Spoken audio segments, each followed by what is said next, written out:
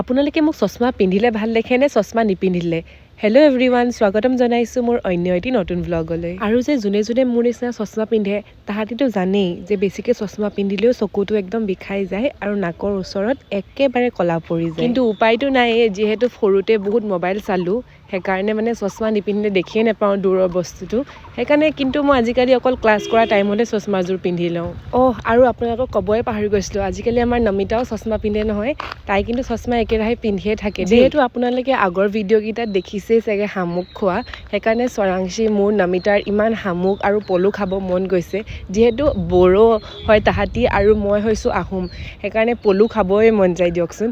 আমি পলু খাবলৈ বুলি গৈছিলোঁ, কিন্তু আজি মানে কপাল ইমানেই বেয়া যে মানে পলু আৰু শামুক দুয়োটাই নাই। কথা পাতি থাকোঁতে আমাৰ কলেজো খতম আৰু আমাৰ কলেজত মানে ইমানে তামোল লাগি আছে। কি তামোল আমি নাজানো দেই, কিন্তু দেখিছেনে নমিতাৰ হাতত ইমান দীঘল ডাং এডাল।